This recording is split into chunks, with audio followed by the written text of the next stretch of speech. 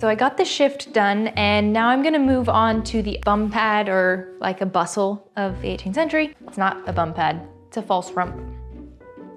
Don't get them confused. And I decided to just go with the pattern that they gave because I like the look of it, kind of, not really. I actually don't like the look of it, but I like the look of it once the dress is on with the Italian gown. And so I'm gonna go for their style and their pattern in here. Now, there is an online pattern maker, Group Patterns. She actually has a free download for an 18th century false rump that looks more appealing. Like, I like the style of it better. It looks nicer. Just be honest here. But since this is gonna be under something, I want the outer thing to look good. So you need 1 to 2 yards of tightly woven linen or cotton. I'm using this fabric, like a ticking, just from a local fabric store. It was a little bit like loose. They had a really stiff canvas, and then this one, which was, it's a twill that's a little bit just softer, and I liked the feel of it better, but it felt a little soft, so I ended up just giving it a little bit of a starch. And you need some cotton or linen tape to do the waistband, and then you need something to stuff it with. So they recommend a feather pillow, like an old feather pillow that you could get from the thrift store, and just stuff it. I might end up doing that, but I wanted to do something that I actually saw Bernadette Banner do, is cut up a bunch of like scrap fabric into little tiny pieces that you can stuff it with. And I have been collecting scraps of fabric and saving them for a purpose like this someday, but I don't know if I have enough. So we'll see. But for now, we're just gonna go ahead and start cutting out how they say to do it. So the pattern for this is quite simple. There's a rectangle piece, which is the skirt part, and this is cut about 34 inches wide and 26 inches long. Then there are 4 identical pieces to make up 2 pillows. These are about 12 inches wide and 13 inches long at its widest and longest point. They taper in at the top and are curved at the bottom.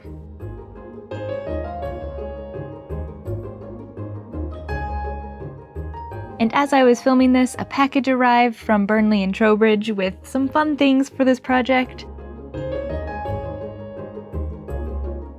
And I also got their linen thread, which I plan to use for the rest of this project. For the false rump, I'll be using the 50/30 in white. So first off, I'm going to get the 2 pieces of each pillow sewn together using a running back stitch, which means you do running stitches, and every few stitches you do a back stitch. Also, the top needs to be left open for stuffing.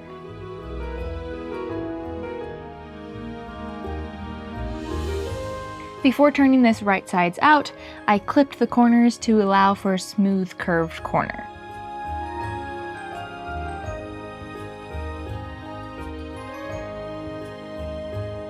And then for the skirt piece, the sides need to be hemmed except the top.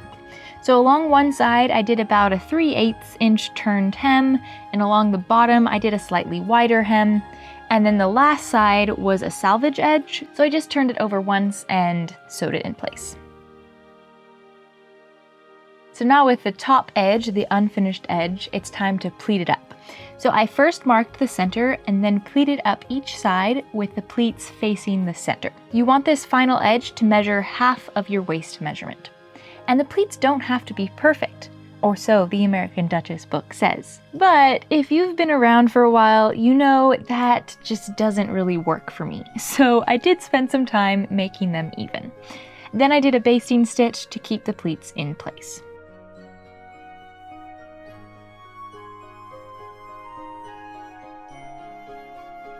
Now it's time to attach the pillows. First, pleat up the back side of the pillow top to fit half of your skirt waist.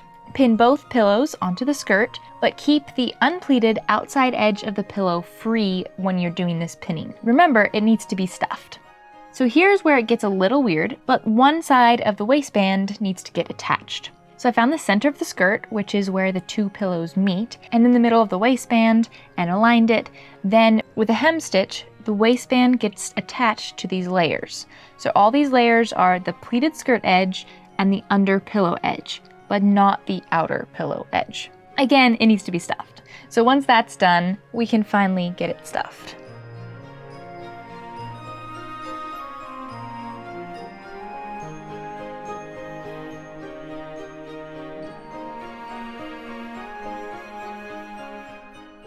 So after about an hour and a half or more, just at random times, snipping up those fabric scraps, I did think I would have enough, but in feeling the scraps of fabric, I just don't think it's quite a good idea to do it on this type of false rump or bum pad because it's so much volume that needs to be created and it creates more of a pillow. Whereas the one that Bernadette did and other styles of bum pads, they're more just thin puffiness around more of the waist, or just in general, they're only creating a few inches. Whereas this is, once it's poofed, it's gonna be quite a bit of volume. And with the fabric, I just felt like it's gonna compress quite a lot, and also it's gonna weigh quite a lot to create that volume. So I've switched my idea and I'm just gonna go with an old down pillow that we had and stuff it with those feathers. So following American Duchess's guide, I'm just gonna tie it to my dress form and create the correct volume when I stuff it. So it says you want about twice your waist measurement. Your hips should measure with the false rump twice the size of your waist measurement. So mine needs to be about 56 inches, and that's adding about, this is gonna be fun. That's gonna be adding about, it needs to add about 16 inches to my hips. So I'm just gonna stuff this. I don't think there's any neat way to do this, but we're just gonna go for it and clean up later. I hate messes so much. So this is like, I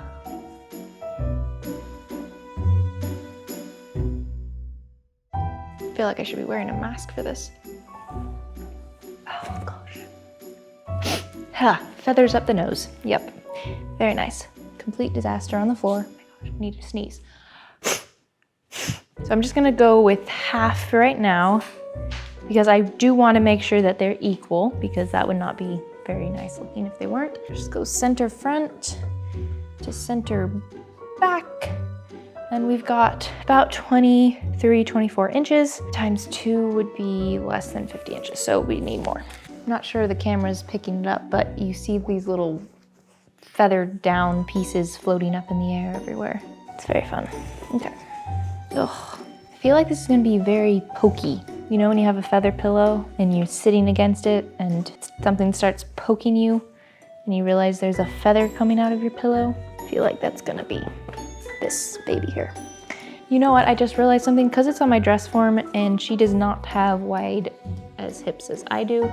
I'm just gonna, without dying by feathers, measure her hips. I need to add 16 inches of volume. So to her hip measurements, which is 34, 16 would be 50 inches. So on her, half of it needs to measure 25 inches.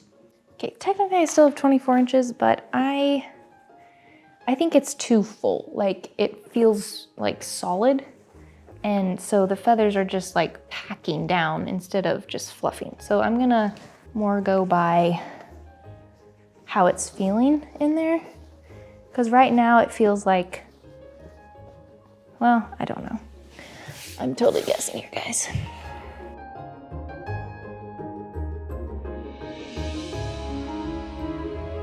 I like the feeling of what that feels like. So for now, I'm gonna be okay with that. They don't tell you how messy this is in the book. That's why I wanted to use fabric scraps, because feathers are just a lot. Okay, so I think we're about at a good enough volume. They're even. I think you have to be careful with feathers because they compact, and so they look the same volume, but this one feels a little more compact, maybe? I think so far, even with all this hand sewing, this has got to be my least favorite part of the project so far. I don't like messes. Anyway, let's just go like this.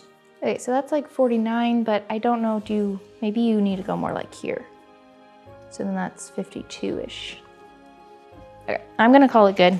That's what we're gonna do. I'm also sort of regretting that I have my shift and my under petticoat on because now they're covered with feathers. But we're gonna drop the feathers once and for all.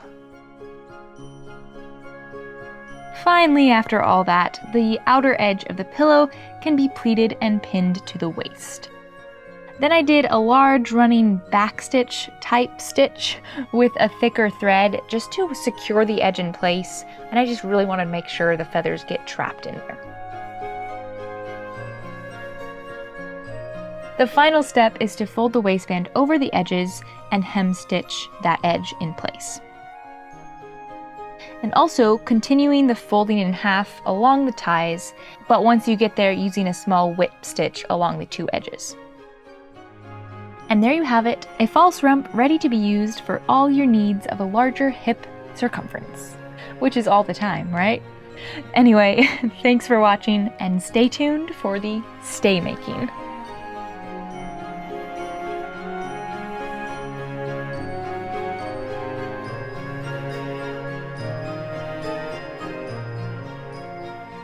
And as always, many thanks to my patrons, YouTube members, and Instagram subscribers for your continued support.